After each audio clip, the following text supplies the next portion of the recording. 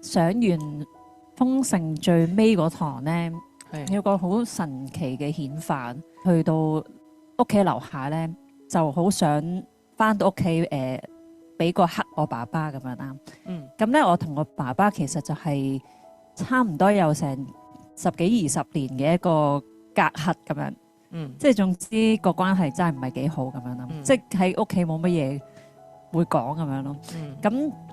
我就突然間好想做呢個動作。咁跟住翻到屋企咧，攬住佢之後咧，咁就不停就流淚啦。突然間好想嗰刻就修和我哋嘅關係咁樣咯。我就捉住佢雙手咧，同佢講由8歲到而家40幾歲，咩都噏晒出嚟咁樣。咁就解開咗無限咁多個結啦。跟住佢亦都有即係都有好多去分享翻俾我啦，因為從來大家唔會講心事咁樣啦。佢同我媽都係好多好火星撞地球嘅，係啦，南北極咁樣啦。咁咧所以我就當然喺我咁樣嘅心情剖白嘅時間，就順勢咧就導翻去，即係就係咁同佢講，我同我媽啊你啊啲關係，你哋兩個可唔可以唔好再即係咁多咁無謂嘅爭執啊咁樣，即係乘機佢哋係軟化咗好多。而家成個屋企個氣場都係真係好咗好多，起碼冇咗嗰啲日日3兩句，即係3兩句就開始拗撬咁樣。咁我個人就真係再 calm 好多，因為每一日都係因為佢哋鬧交都係好煩躁啊。而家就好總之成個屋企個氣場好舒適咁樣，好感恩佢哋兩個就真係已經好似收晒火咁樣，亦都好清晰。我爸爸媽媽就係我嘅恩田咯，係個恩地。我好多事業、金錢豐盛嘅種子，其實係嚟自於佢哋兩老嘅。咁但係我真係成日都覺得自己不孝啊，即係面對佢哋好似好謹慎啊，因為佢哋都有啲咁嘅狀態。但係我喺呢個圓心流入邊，裏邊有好多能量 calm down， 跟住亦都特別咧喺豐盛堂最尾嗰2日，我哋出咗去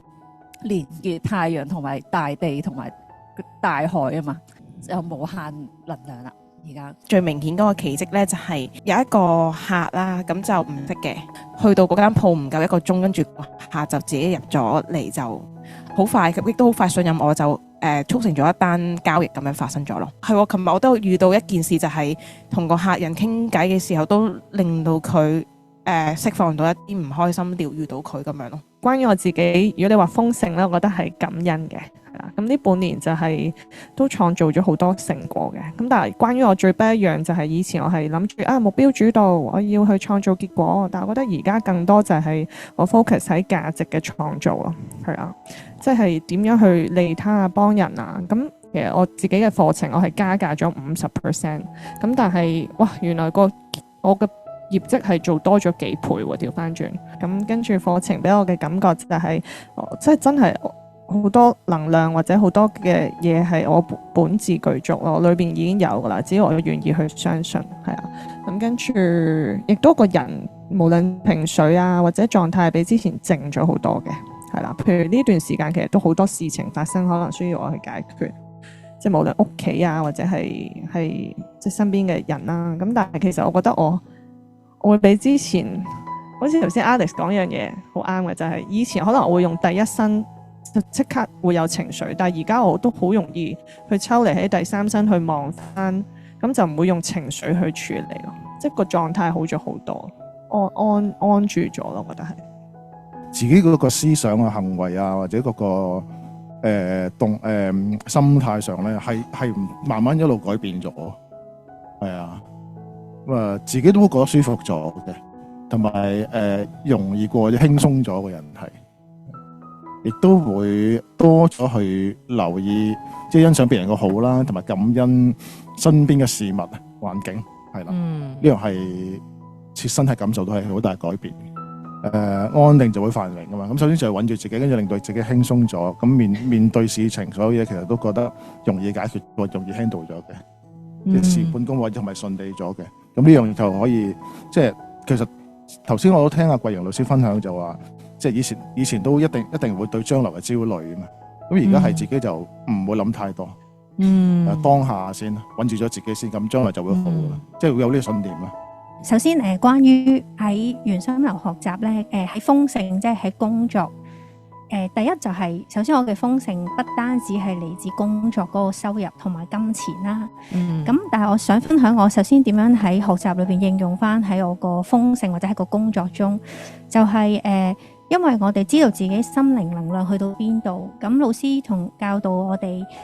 我哋運用翻我哋嗰個能量咧，去震我哋嘅客戶對方。咁所以其實我覺察到呢樣嘢之後咧，我喺呢段時間裏邊咧，係多咗將嗰個心思，即係用翻我自己心靈能量嗰度去，希望係我哋係去啟動翻客戶嗰個層面咯。咁的而且確咧，我傾單嘅時候係順利好多，同埋咧遇到一啲新客戶咧，都係好聰明嘅，即係咧。唔使，即係其實真係講一句佢就明白，然後又好簡單，佢又會做到決定，即係好快脆又做到決定咯。咁所以我覺得好感恩咯，喺呢一部分，即係直至到依一刻咧，我都成日覺得好正啊！遇到呢啲客咁咯，咁同埋當我維持呢個狀態咧，我就相信我自己嚟緊就會遇到呢啲好 smart 嘅客，即係一講就明，知道自己嘅需要，好快落單咁樣咯。因為都去到年尾啦嘛，咁所以都會有做唔做到達唔達成到自己目標嘅咧咁但係都會好快咧翻去個心靈能量圖嗰度咯。因為我當下其實如果我一跌咗落去我有乜嘢可以做咧，好快就翻嚟。我坐喺架車上面，可能我唯一要可以做嘅就係調整翻自己嘅頻率，去翻一個係高嘅狀態，咁我先會遇到一啲好人好事咯。咁呢個係我即係好縱觀喺個成個學習裏面啦。